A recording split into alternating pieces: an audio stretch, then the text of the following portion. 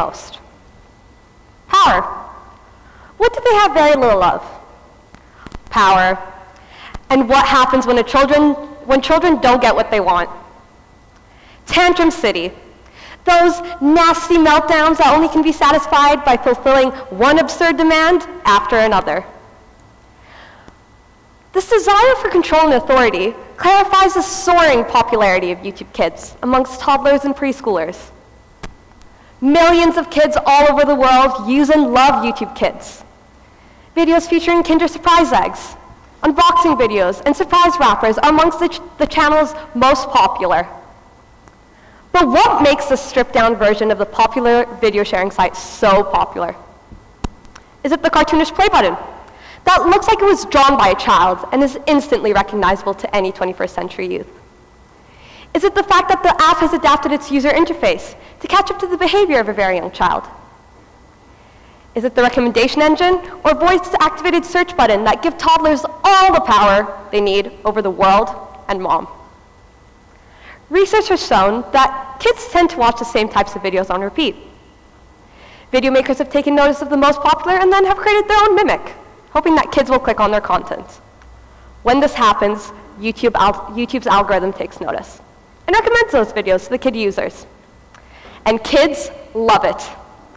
YouTube's collaborative filtering technology analyzes the likes and dislikes of children with similar interests, and then perfectly positions more videos for them to watch at the bottom right of their screen, making it easy for them to click, play, and click away.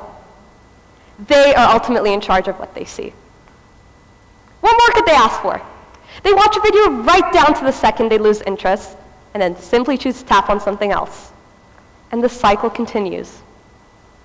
Statistics indicate that kid videos are amongst the most watched content in YouTube's history. A video on Masha and the Bear, a Russian, not English animated series, for example, has been viewed more than 2.3 billion times according to YouTube's count. And let me tell you, my twin brothers alone have probably contributed to a good 1,000 of those.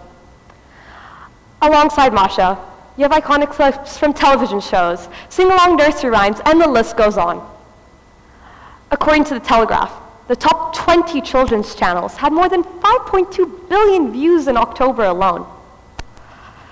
So let's move on. Unboxing videos, sorry. They're prominent, and they're just what they sound like.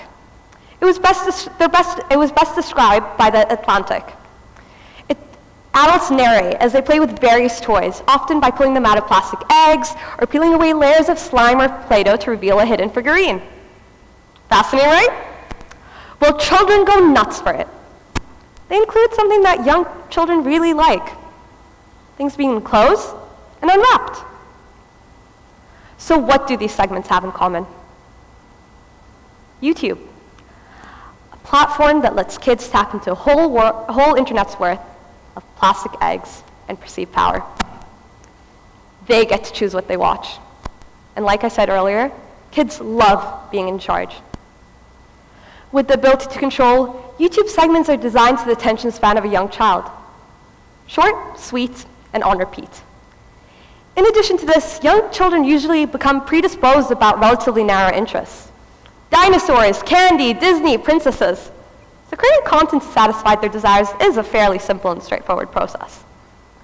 The combination of the above is a child's dream, and hence explains the popularity of this blogging platform. Let's take another step back now. Stripping away all the content, the success of YouTube Kids simply comes down to pressing that play button. The simple function empowers children, making them feel like they are momentarily superior over everything. They have the authority, and they can keep everything moving forward at the speed they desire. The very best part is, they hold this power within the very tips of their fingers. No instructions, no effort, no parents usually, no rules. They control it the way they please. Kids want to lead, advance, change, and discover. And the play button provides them with the opportunity to do so. It ultimately symbolizes a means for a child to express his or her individuality. Individuality is independence. And for a child, Independence is power. Wait, hold up. Are you claiming that this power is good? Yeah. Do you have a problem with that? Yes, I most certainly do, because I have seen what this power does.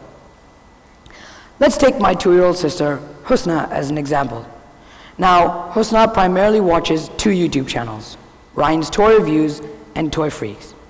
The first channel preaches that instant gratification, constant play, and unhealthy candy is all that life is about. And the latter promotes extremely egocentric, uninhibited, and rude behavior. You claim that giving these children the power to watch whatever they want is good, right? Well, my sister's out there watching all kinds of videos that give her no intellectual benefit whatsoever. Think I'm over-exaggerating? Tell me, what are these videos aiming at? Marketing and promoting consumerism to earn their buck. Certainly not education. And oh, by the way, YouTube shut down Toy Freaks on Friday, November 17th, due to the fact that its content was disturbing and dangerous for kids. To me, these videos teach nothing but bad behavior and seem completely innocuous, if not plain stupid. Yet, judging by Husna's reaction to them, youngsters crave this kind of content. And this hyperstimulation provides some sort of strange entertainment to them. The content in these vlogs and stories is geared towards grabbing and retaining the attention of tender minds. Think with me for a second. When something is engaging the absolute attention of the human mind, it has the power to transfer information and mold it into anything. So, on whose side is this power? And who is the guinea pig pressing the play button? Research shows that videos oriented towards little children have multiple negative effects, including affecting the child, parent, and/or sibling relationship, sparking tantrums, and sleep deprivation. Childhood is a crucial time for children. A parent's or sibling's voice, touch, and interaction build pathways in the infant's brain that aid them in learning how to trust and bond emotionally with other people. Comparing this with children who spend their time on the internet watching videos that you claim empower them, their neural pathways change such that they don't have these deep personal relationships with their families anymore. The risk: we could be setting this generation up to be devoid of empathy, trust, inhibition, and perseverance. This leads to an even bigger question. In whose hands now will this power be? To me, this hits home for me. On the weekends, when my family and I are free to play with her, Husna prefers to be with my dad's phone than to be with us. This prevents her social skills from developing and keeps her imagination and creativity from developing. Excuse me. Children don't necessarily have to be watching videos that prevent imagination. Millions of videos are uploaded that help assist children with their learning, development, creativity, and imagination. But statistically, it is twice more likely for a child to watch a video uploaded by Toy Freaks than to watch a video that will enhance their education. And the real deal, my friends, is the temptation of the countless options to press play in the recommended list. That is what tops this overstimulation and chaos in these tender minds that leads to addiction and hence tantrums. Ironically, many parents engage children with YouTube to gain a few moments of peace time. But is it really worth losing your child to a screen forever just to enjoy yourself? So now I ask you, is this empowerment really good for the kids if in all likelihood they're just going to end up abusing it? But why is it that bad, when at the end of the day, YouTube could provide so much beneficial content? It all comes down to its use or abuse. The play button alone offers endless yet unbounded outcomes. With the absence of the pause, children are left vulnerable to infinite possibilities. They're unable to appreciate the significance of their screen time. They're unable to reflect and process, and instead are encouraged to become a mindless product of their viewing. So what do we do to fix this? It's simple. We need to find an equilibrium. How do we do this? Introduce a pause button alongside the play. Pull the reins of this power. Yeah, we could certainly control kids' tech time. According to the American Academy of Pediatrics, infants 18 months and younger shouldn't have any screen time whatsoever, and children 2 to 5 years, only 1 hour per day.